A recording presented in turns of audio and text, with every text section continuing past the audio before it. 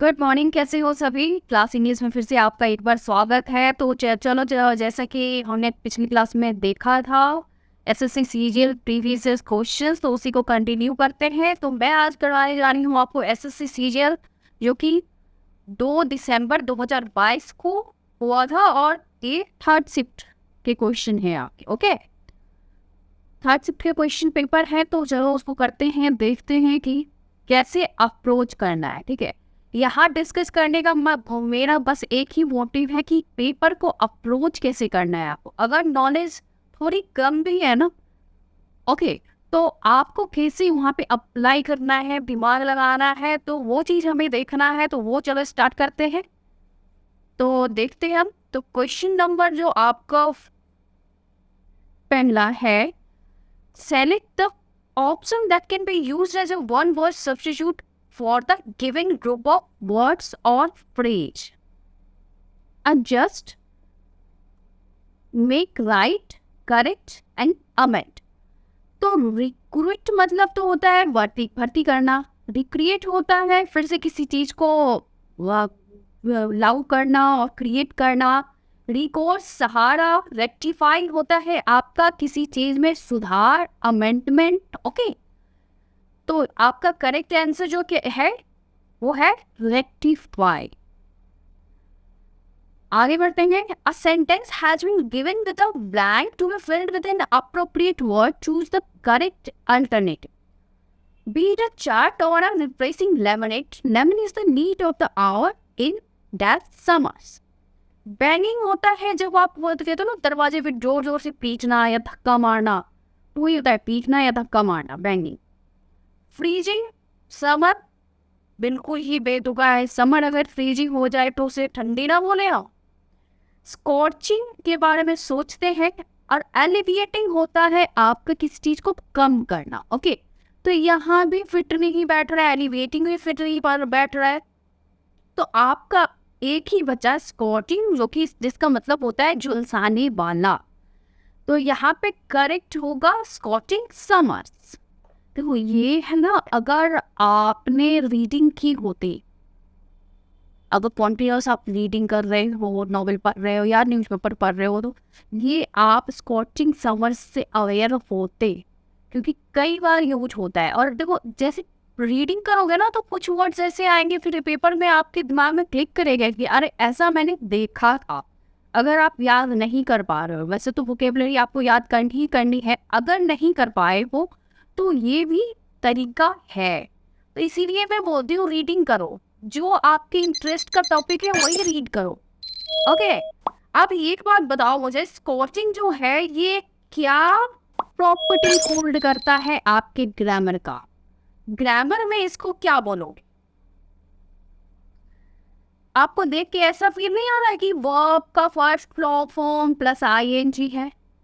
अब कहीं आपके दिमाग में ये भी आ रहा होगा कि मैम आपने तो बताया कि वर्ब का first form plus ING gerund होता है, तो क्या ये जीरंड है? नो, मैंने आपको बताया वर्ब का फर्स्ट फॉर्म प्लस आईएनजी जब नाउन का काम करे तो वो जीरंड है। पर ये बताना मुझे आप कि यहाँ पे स्क्वॉटिंग जो है वो कहाँ से नाउन का काम कर रहा है? ये तो एडजेक्टिव का काम कर रहा है। तो जब भी कभी आपका वर्ब का first form plus ING adjective का काम करे, तो वो आपका पार्टिसिपल कहलाता है, प्रेजेंट पार्टिसिपल। ओके, तो आप कंफ्यूज नहीं हो गया आप, ऐसा मैं मानती हूँ। ठीक है, अरे कुछ भी आए ना तो सोचो कि क्या ये प्रॉपर्टी होल्ड कर रहा है, कि समर तो यहाँ नाउन है, तो नाउन से पहले आ रहा है, नाउन से पहले आ रहा है, तो क्या नाउन से पहले आ रहा है तो एडजेक्टिव हो सकता है ना। तो एडजेक्टिव अगर ये है तो वर्ब भी है। कई बच्चे सोच रहे होंगे कि ये वर्ब भी है एडजेक्टिव भी है, क्या पंगा है? तो जब वर्ब आपका एडजेक्टिव की तरह काम करे, वर्ब का फोर्थ फॉर्म, ठीक है, तो आप वो कहलाता है पार्टिसिपल, प्रेजेंट पार्टिसिपल। आपने सुना तो होगा पार्टिसिपल कई बार, जैसे आप देखते हो यार, ये बर्निंग ट्रेन, बर्निंग ट्रेन, यहाँ पे बर्निंग क्या है? ये एडजेक्टिव है। और प्रेजेंट पार्टिसिपल है। ओके, पार्टिसिपल का काम कर रहा है ये। Okay, got it. तो चलो आगे बढ़ते हैं। इतना अगर आपको समझ आ गया है अच्छे से, देखो ग्रामर अच्छे से पढ़ो, कॉन्सेप्ट आपका क्लियर होना चाहिए। ग्रामर प्लस वोकेबुलरी आपको करना है। अगर ये अच्छे से कर लिए ना तो फिर कोई भी पेपर आपका रुकने वाला नहीं है। और खुद में भी कॉन्फिडेंट फील करोगे ना कि भाई कुछ बोल भी रहे हो तो आप ग्रामेटिकल एरर नहीं है उसमें, वो एक अलग ही कॉन्फिडेंस होता है फिर। चल आगे बढ़ते हैं। Third one, the following sentence has been split into 4 segments. Identify the segment that contains a grammatical error. They will go to bed early since they have to get up at 5 on the morning. Okay. अब यहाँ देखो आपकी क्या कह रहा है, at 5 on the morning. ये कहना सही है क्या? देखो आप जब मॉर्निंग, आफ्टरनून, इवनिंग इन सब की बातें करते हो ना तो आप जनरली इन लगाते हो, ठीक है। यहाँ पे जो है ये हाँ ऑन की जगह इन होना चाहिए था, लेकिन वही अगर आप बोलोगे ना कि on the morning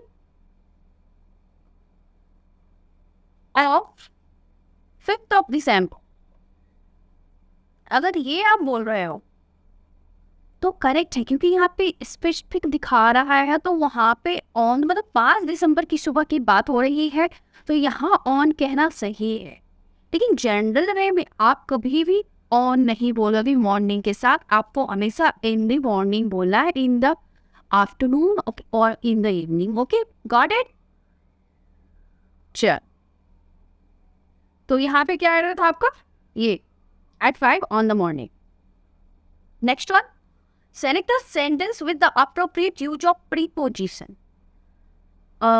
Preposition. It has been raining till morning. It has been raining from morning. It has been raining by morning. It has been raining since morning. कौन सा करेक्ट होगा?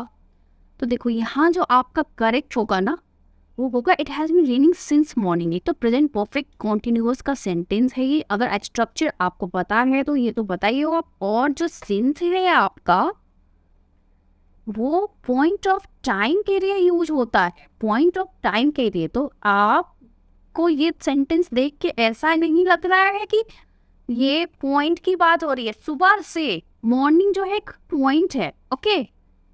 तो यहाँ पॉइंट की बात हो रही है, तो सिंस जो है मोस्ट अप्रोप्रिएट प्रीपोजिशन है जो कि यूज होना चाहिए। इतना समझ पा रहे हो ना आप? Okay, next one, select the most appropriate option that can substitute the underlined segment in the given sentence. Our office is in the second floor of the skyscraper. अब यहाँ पे इन कहना कितना अप्रोप्रिएट है खुद सोच के देखो कि सेकेंड फ्लोर तो आप स्टेप बाय स्टेप उस पे चढ़ के जाते हो, ना कि उसमें चढ़ के जाते हो। ओके, उस पे चढ़ के जाते हो। तो यहाँ पे क्लियर सी बात है कि यहाँ पे होना चाहिए is on the second floor. Okay, is on the second floor of the skyscraper. तो यहाँ पे इनकी जगह आपको ऑन यूज करना है। कट। चलो next one, select the option that can be used as a one word substitute for the given group of words. Having or showing an excessively high opinion of one's appearance, abilities or word. तो यहाँ पे है ये आपका when होगा। Okay, having मतलब excessively जब किसी के बारे में बात करते हो ना आप, जो किसी की ओपिनियन जो होते हैं किसी के अपीयरेंस के बारे में, एबिलिटी के बारे में, वर्ड के बारे में, तो आप उसको उसके लिए जो वर्ड है वो वेन यूज करते हो। अच्छा एक बात और, यूज का क्या मतलब है, ये भी काफ़ी टाइम पूछा गया है आपसे। एसएससी देखो रिपीट करते हैं क्वेश्चन। अगर आपका जो 10 years वोकेबलरी आए हुए हैं ना उससे भी करते, तो कई वोकेबलरी हैं जो आपको एज इट इज़ पेपर में मिल जाएंगे। इसीलिए जो देख रहे हैं उसको करना चाहिए। ऑट्यूज क्या होता है, निकम्मा सुना है, वही होता है ये ऑट्यूज, बेकार। ओके, बेकार।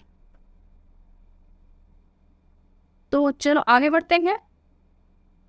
Select the most appropriate option to complete the given sentence. one must learn to that's a line between one's private and professional life. Again, अगर आपको को ये आंसर नहीं पता है, जिनको पता है वो तो चलो क्लियर है, पर जिनको नहीं पता है, अगर उन्होंने रीडिंग की होती तो उनको पता होता कि लाइन को ड्रॉ किया जाता है, ना कि कैच किया जाता है, ब्रिंग किया जाता है, गेट किया जाता है। ना गेट किया जाएगा, ना कैच किया जाएगा, ना ब्रिंग किया जाएगा। तो लाइन को आपको ड्रॉ करनी है। तो one must learn to draw a line between one's private and professional life. That's correct. Next one. Select the option that can be used as a one-word substitute for the given group of words. The date when both day and night are of approximately equal length. The correct word for this is equinox. And what is equinox? तो ये ना घोड़े से संबंधित है, घोड़े से। Okay, equator तो विषुवत रेखा, इक्विलिब्रियम बढ़ाओ। इतना समझ आ गया? आगे बढ़ते हैं। Select the most appropriate meaning of the given idiom. Beat around the bush. Beat around the bush वो होता है ना, जैसे आप घुमा फिरा की बात करते हो, जो पॉइंट है ना उस पर आते ही नहीं, बस इधर उधर की बातें करते रह जाते हो, जो मेन इशू है उस पर आप बात नहीं करते। तो बीट अराउंड द बुश वही होता है। तो avoid the main point by talking in a round about way, और avoid praising someone and demean means नीचा दिखाना किसी को। Avoid saying what you mean usually because it is not funny. Avoid using foul words to make someone uncomfortable. देखो तीनों के तीनों कहीं वो मीनिंग नहीं दे रही है जो मैंने स्टार्टिंग में आपसे डिस्कस किया था। बस एक ये है आपका ऑप्शन जो करेक्ट मीनिंग दे रही है। ओके, लो तो आगे बढ़ते हैं। Select the incorrectly spelling word. तो आपका बिलीफ जो है, बिलीफ करेक्ट है, और बीनीथ देखो ये रोंगली स्पेल्ड है। बीनीथ का मतलब होता है नीचे। Okay, beneath. बेली भी करेक्ट है, बेलो भी करेक्ट है। तो आपका सेकंड जो है correct answer. Next one. Regardless of their diversity, all flowers have a uniform function, that the reproduction of the species through the production of seed. तो melancholy, डाइवर्सिटी मतलब विविधता, अनेकता है ना। तो क्या कहते हैं ना आप, एकता में अनेकता में, एकता में अनेकता, या अनेकता में एकता, क्या बोलते हैं? अनेकता में एकता बोलते हैं। भारत में डिफरेंट कल्चर है, ट्रेडिशन, फिर भी एकता है, तो आप बोलते हो अनेकता में एकता। तो वैसे ये डाइवर्सिटी जो हो गया, अनेकता हो गया, विविधता, ठीक है, विविधता। मेलनकोली कहते हैं जो वो दुखी किस, वो जो होते हो ना, दुख वाला स्टेट जो होता है वो मेलनकोली होता है। अफिनिटी होता है किसी से लगाव होना, ठीक है, लगाव। और इक्विलिब्रियम तो बताया ही मैंने आपको थोड़ी देर पहले, ठीक है। यूनिफॉर्मिटी आपका क्या होता है, आप ये बताओ। यूनिफॉर्म मतलब एकता, तो ये इसका एंटोनिम होगा कि नहीं? तो ये करेक्ट है कि नहीं? इक्विलिब्रियम मतलब बराबर होता है। ओके, तो uniformity is the correct answer. आगे बढ़े। Select the most appropriate synonym of the underlined word in the following sentence. Visit the book where always fills my heart with a great satisfaction. Of the most satisfaction. Refreshment, no, नहीं होगा। Pride, गर्व, गर्व से हो जाता है। Satisfaction क्या होता है? संतुष्टि। तो गर्व इसकी मीनिंग गर्व है। कंटेंटमेंट मतलब देखते हैं ब्लिस, आनंद। ओके, तो जो है कंटेंटमेंट आपका सिनोनिम है सैटिस्फैक्शन का, संतुष्टि। ओके, ध्यान रखना कंटेंटमेंट। अगली बार आपको कहीं यहाँ पे ग्रेट कंटेंटमेंट लिख दे और पूछ ले कि यहाँ सिनोनिम्स क्या है, तो उस कंडीशन में यहाँ पे तो याद रखना पड़ेगा ना। Okay, select the correct active form of the given sentence. Was the message given by him? अब यहाँ देखो, आपको मैंने कई बार बताया एक्टिव वॉइस में एक्टिव और पैसिव में ये होता है कि सब्जेक्ट ऑब्जेक्ट बन जाता है, फिर ऑब्जेक्ट और सब्जेक्ट आपका जो ऑब्जेक्ट जो है आपका वो सब्जेक्ट बन जाता है, ठीक है। तो यहाँ पे हिम है, हिम का क्या होगा, ही। अब ही जो आएगा तो चलो आपको चारों ऑप्शन में ही दिख रहा है, आप कंफ्यूज हो गए, चारों में है, नहीं कर पाए एलिमिनेट। अब देखो यहाँ वॉच है, वॉल आया है तो उसके डिड आएगा ना, क्योंकि आपको करेक्ट एक्टिव फॉर्म लिखना है। तो यहाँ डिड जब आएगा तो आपको क्या करना है, डिड देखो किस में, अब डिड भी 2 सेंटेंस में है आपका। चलो तो वर्ब देखते हैं, देखो यहाँ पे गेव है, यहाँ गिव है, तो डिड के बाद वर्ब का कौन सा फॉर्म आता है।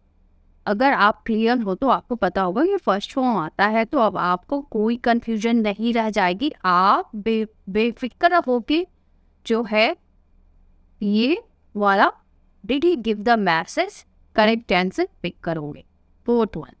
Okay, next select the most appropriate synonym of the given word, deliberate जानबूझकर, इंटेंडेडली, ओके, इंटेंशनली बोलते हैं ना, विद डेलिब्रेटली जानबूझकर।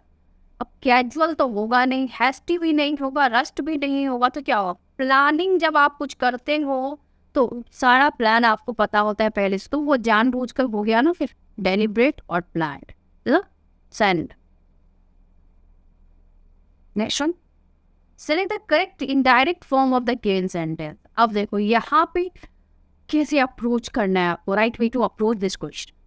सी मस्ट, अब जैसे आपने जैसे ही मस्ट देखा, अब मस्ट का क्या होगा, had to, past modal must का हैड टू होता है। जैसे आप कहते हो ना कैन का कुड,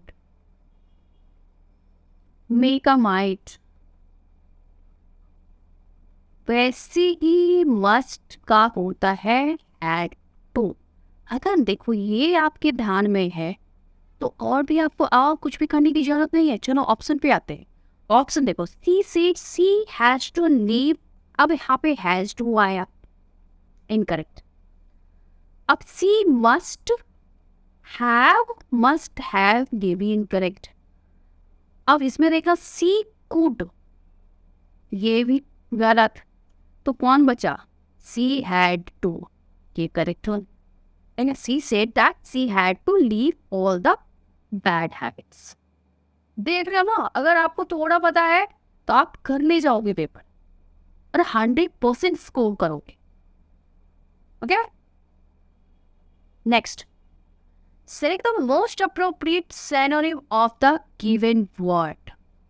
अब देखो मैग्नीफाई, मैग्नीफाई होता है ना, जिसको कहते हैं मैग्नीफाइंग ग्लास, किसी चीज को बड़ा कर देना। ओके, तो आपका यहाँ पे क्या होगा, एक्सपेंड, मिनिएचर तो लघु होता है, अंडर एम्फेसिस मतलब तो लेस एम्फेसाइज, जिस चीज को करते हो कम जोर देते हो, कम महत्व देते हो।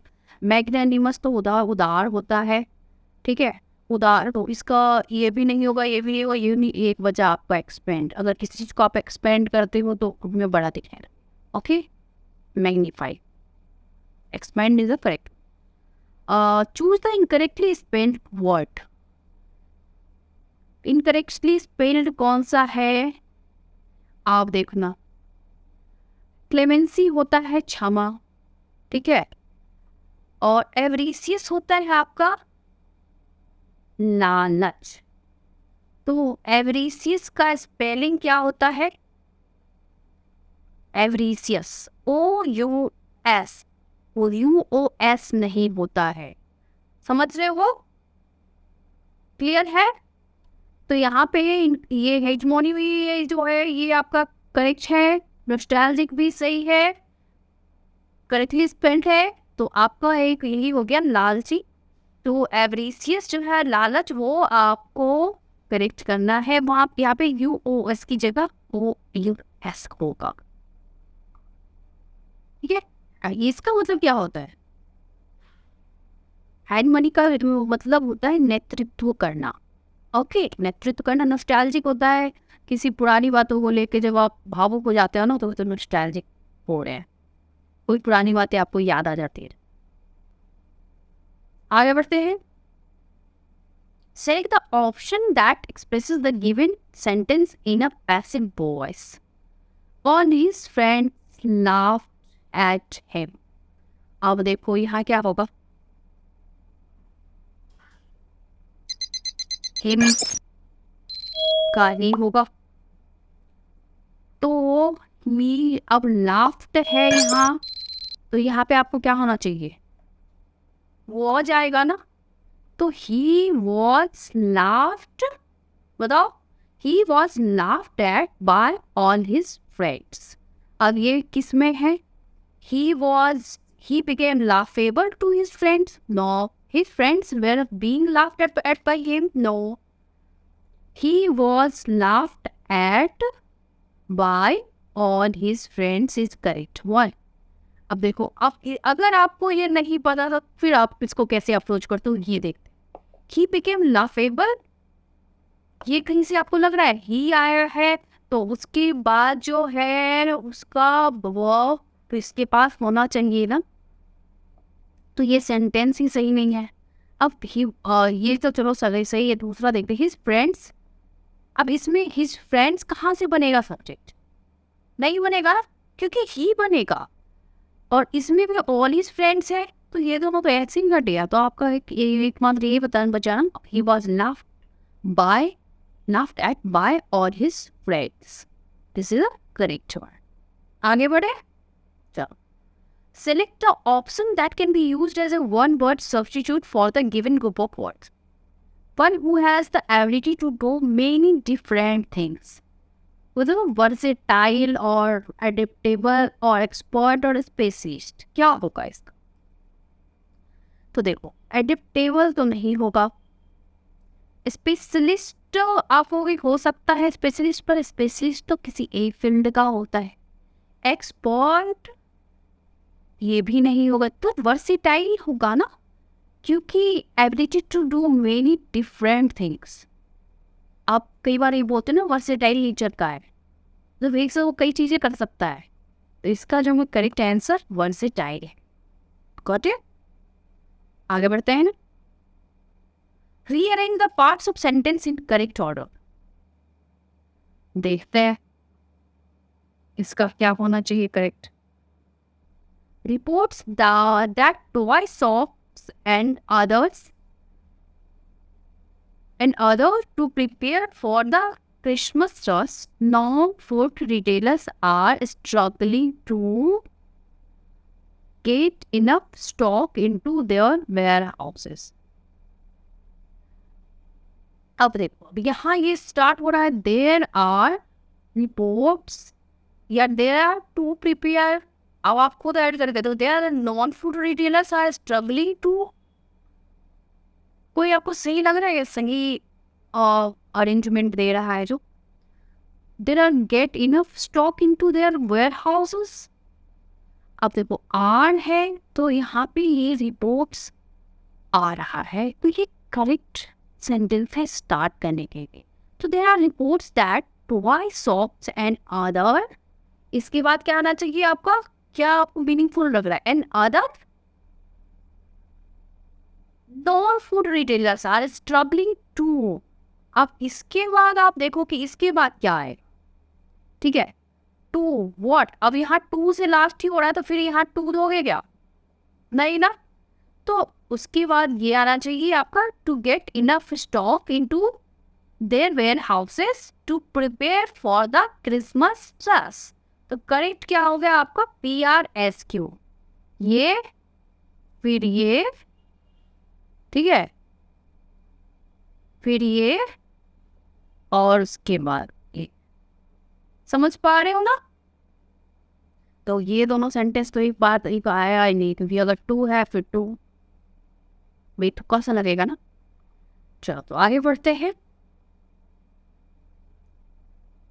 In the following passage, some words have been deleted. Read the passage carefully and select the most appropriate option to fill in each blank. एक बार ये पूरा पैरा आप खुद से पढ़ के देखना, तभी स्टार्ट करना. ओके, तो memory loss with aging is natural and normal. The symptoms range right from forgetting simple daily life activities and familiar tasks such as driving or baking. However, there can be several other factors for it, and those vary from person to person. Memory loss can be or total depending upon the condition. तो देखो, यहाँ पे पूरी तरह memory loss के बारे में बात हो रही है पर्सन टू पर्सन. अब किसी में मेमोरी लॉस होती है तो अलग तरह की होती है, उनको कुछ और बोलने की आती है, दूसरे पर्सन में अलग तरह की होती है. तो बात ही ओवरऑल जो है आपकी मेमोरी लॉस के बारे में ही हो रही है. तो अब स्टार्ट करते हैं. तो क्या है, पहला जो आपका ब्लैंक है उसमें क्या आएगा? Memory loss with ageing is consider or denied or regard or considered. क्या आएगा इसमें? क्या आना चाहिए आपके हिसाब से? अब memory loss with ageing is considered ना, कंसीडर तो होगा नहीं. यहाँ पे पैसिव वॉइस में बनेगा ना सेंटेंस, किसी और के द्वारा कंसीडर किया जाता है ना, किसी और, वो जो है एनालिसिस और रिसर्च होते हैं वो किसी और के द्वारा होते हैं. तो क्या considered is a correct one. तो memory loss with ageing is considered a natural and normal. And second, and normal, trial, no, type, no, method तो बिल्कुल भी नहीं होगा. Process is the correct one. ये प्रोसेस है. ओके, ये नहीं कोई तरीका नहीं है, प्रोसेस है जो धीरे धीरे ग्रेजुअल आप वो रिसर्च होता है या कुछ भी, तो उसमें जो है तो आप वो प्रोसेस कह सकते हो, ना कि यहाँ पे आपको मेथड कहना चाहिए होगा. तो प्रोसेस है ये. Next one, the symptoms range from forgetting simple daily life activities and that's familiar tasks such as driving or baking. So life activities and prospering, no, prospering तो होता है कि किसी समृद्धि और किसी मतलब आप प्रॉस्पेरिटी सुनो ना, धनवान, समृद्ध, उस टाइप के सेंस में आता है. तो यहाँ पे एक्नॉलेजिंग भी नहीं होगा, स्वीकार करना, नो. रेक्टिफाइंग, सुधार करना, ये भी नहीं आएगा. तो ये जो है आपका परफॉर्मिंग सही है यहाँ पे. तो यहाँ क्या आना चाहिए? Forgetting simple daily life activities and performing familiar tasks such as driving और baking. However, there can be several other factors.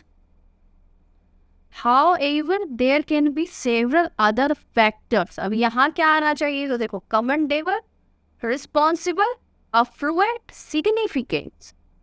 तो अदर फैक्टर्स, commendable तो प्रशंसनीय होता है, रिस्पॉन्सिबल जो देखते हैं, affluent होता है धनी, significance होता है महत्व. तो अब कोई फैक्टर, सेवरल अदर फैक्टर्स, क्या इसके लिए affluent प्रशंसनीय है या धनी या महत्व? नहीं, responsible is the correct one. Responsible for it. And these vary from person to person. Okay. Memory loss can be dash or total depending upon the condition. अब देखो यहाँ पे क्या आना चाहिए? देखो, मेमोरी लॉस कैन बी. अब यहाँ और से कनेक्ट हो रहा है, तो यहाँ अगर टोटल है तो इस साइड में जो है आपका क्या आना चाहिए? सेम जो है ग्रामेटिकल प्रोफाइल रखने वाले सेंटेंस आने चाहिए ऐसे. वो तो आपका यहाँ पे क्या आएगा? पार्शियली आएगा क्या? नहीं, पार्शियली आपका एडवर्ब है, नहीं आ सकता. ठीक है, अगर देखो एक साइड एडवर्ब आया तो दूसरे साइड भी एडवर्ब ही आना है. नाउन आया है तो दूसरे साइड भी नाउन ही आना है. एडजेक्टिव आया तो दूसरे साइड भी एडजेक्टिव ही आना है, ऐसा है. ठीक है, तो यहाँ टोटल आया है तो यहाँ पे इनकम्प्लीट भी नहीं होगा, कम्प्लीटली भी नहीं होगा, ये भी एडवर्ब है. ये भी नहीं आएगा तो क्या आएगा आपका पार्शियल और टोटल, ये आपका आना चाहिए। तो पार्शियल और total depending upon the condition, आंशिक और पूर्णता, करेक्ट। चलो ऐसे भी देखो, टोटल आ रहा है और से है ये या ये, तो यहाँ पे जो है इसका कंट्राडिक्ट करने वाला, इसका अपोजिट कुछ आना चाहिए ना ज़्यादा, क्योंकि आप सेम थोड़ी लिखोगे। आप टोटल लिख रहे हो तो पार्शियल इधर लिखना सही है, तो आप आराम से कर जाओगे पेपर, अगर ऐसी अप्रोच है आपकी, ठीक है। ऐसी अप्रोच के साथ और आगे और भी पेपर देखेंगे जितने भी हैं आपके प्रीवियस ईयर इस 2022 के, पहले तो वो कंप्लीट करते हैं एक बार, और साथ ही साथ अपनी ग्रामर की क्लास भी आगे बढ़ाते हैं, तो आप ग्रामर की क्लास कंटिन्यू करें और वोकेबलरी प्रैक्टिस भी। तो चलो मिलते हैं नेक्स्ट क्लास में, तब तक के लिए बाय, थैंक यू ऑल।